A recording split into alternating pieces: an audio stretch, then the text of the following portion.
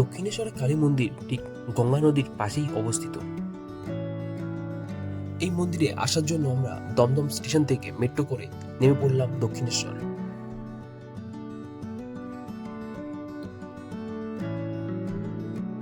আমরা এখন যেখান দিয়ে হেঁটে চলেছি এটি হলো রানী রাসমণি স্কাইওয়াক।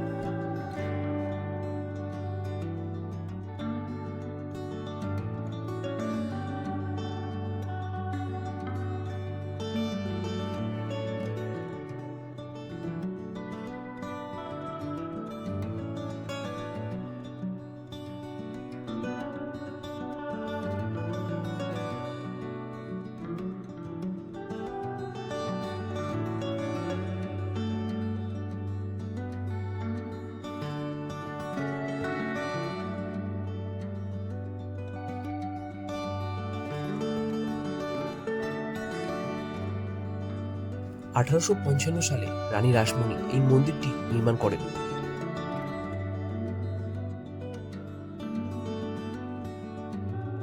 এই মন্দিরে দেবী কালীকে ভবতারিণী রূপে পুজো করা হয়।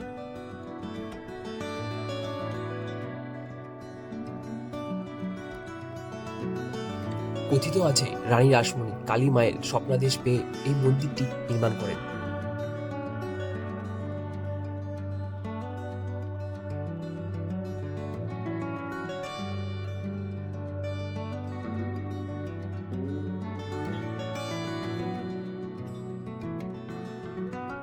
এই মন্দিরের প্রথম পুরোহিত ছিলেন রামকুমার চট্টোপাধ্যায়।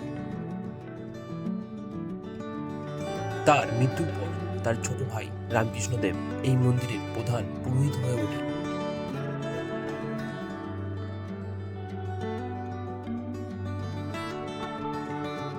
দক্ষিণেশ্বরের এই মন্দিরটিতে রয়েছে 9টি মিনার, সেই জন্য এই মন্দিরটিকে নবরত্ন মন্দির বলা হয়। এর সাথে রয়েছে 12টি শিব মন্দির।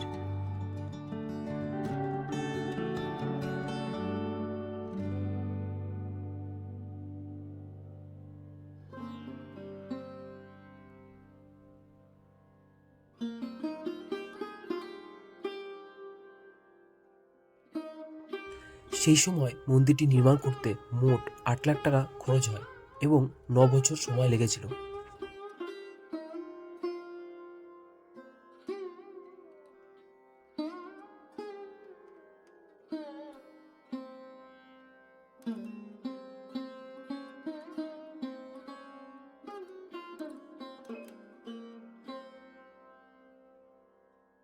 এই মন্দিরে প্রতিদিন প্রচুর ভক্ত আসেন মায়ের উদ্দেশ্যে পুজো দিতে।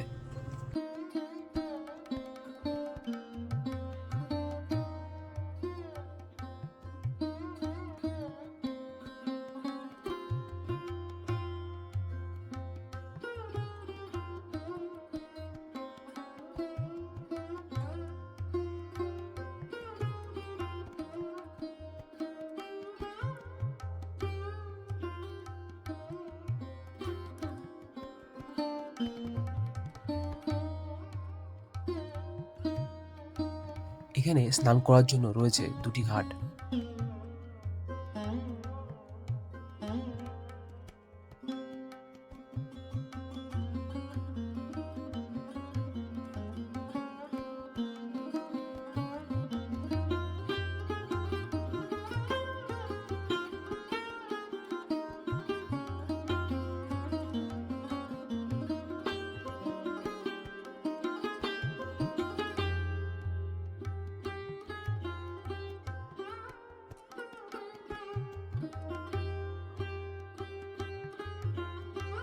এই মন্দিরটিতে সারা বছরই ভক্তদের ভিড় থাকে।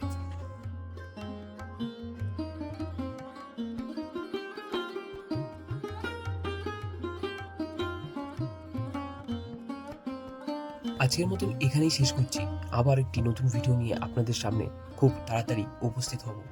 ধন্যবাদ।